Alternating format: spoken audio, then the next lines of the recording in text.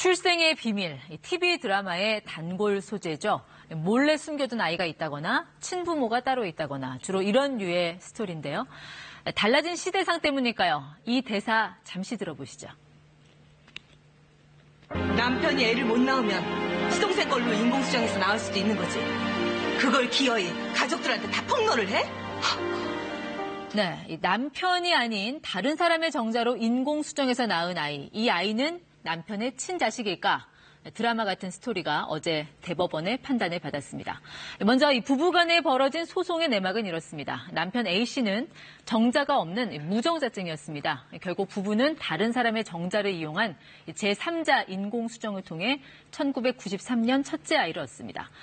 그리고 4년 뒤 둘째 아이가 태어나자 A씨는 무정자증이 나았다고 생각하고 출생신고를 했습니다. 하지만 A씨는 이 둘째가 자신의 혈육이 아니란 걸 알게 됐습니다. 부인이 다른 사람과의 관계를 통해 임신을 했던 겁니다. 두 사람은 이 문제로 이혼했고 A씨는 둘째 아이는 물론 첫째 아이도 자신의 친자가 아니라는 걸 확인해달라는 소송을 냈습니다. 쟁점이 됐던 건 첫째 아들, 즉 제3자의 정자로 낳은 아이를 친자로 볼지 여부였습니다. 지난 5월엔 이 사안을 놓고 대법원 공개 변론까지 열렸습니다. 과학기술의 발달로 유전자 확인이 가능한 상황에서 친생자로 추정하는 건 불합리하다라는 주장과 자녀의 지위나 가정 보호를 위해서 이 친자 관계를 부정해서는 안 된다라는 논리가 팽팽히 맞섰습니다. 자, 결과는 어땠을까요? 1심과 2심에 이어 대법원도 친자로 봐야 한다고 결론지었습니다. 제3자의 정자를 사용하는 인공수정 시술에 동의함으로써 자녀가 출생하였다면 그 자녀는 그 자체로 부부의 친생자로 보아야 하고. 네, 대법원이 강조한 건 법적 안정과 가정의 평화였습니다. 한국의 민법은 혼인 중에 아내가 임신한 자녀는 남편의 친생자로 추정합니다. 부부가 동거하지 않은 것이 명백히 확인될 때만 예외적으로 친생자를 부인할 수 있도록 했습니다. 친생관계를 유전자로 금세 알 수 있는 세상이 됐지만 부부가 뒤늦게 이혼하며 가족 또 상속 범위가 될 수 있는 자녀의 법적 지위를 쉽게 부정할 수 없도록 한 것입니다.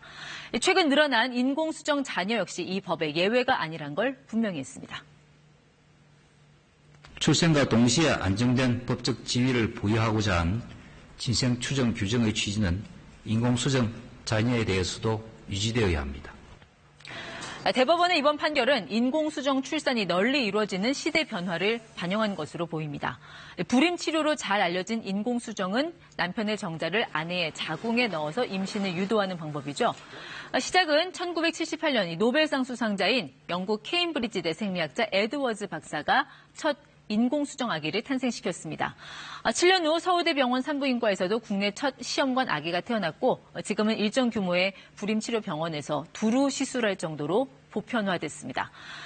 드문 사례이긴 합니다만 보신 것처럼 제3자 정자를 통한 인공수정이라는 고도의 기술에까지 이르렀습니다.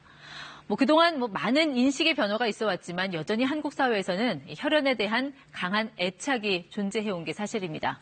이번 대법원 판결은 혈연 관계가 없다는 이유만으로 친자녀가 아니라고 한다면 가정의 평화 유지라는 헌법 취지에 위배된다는 걸 재확인했습니다.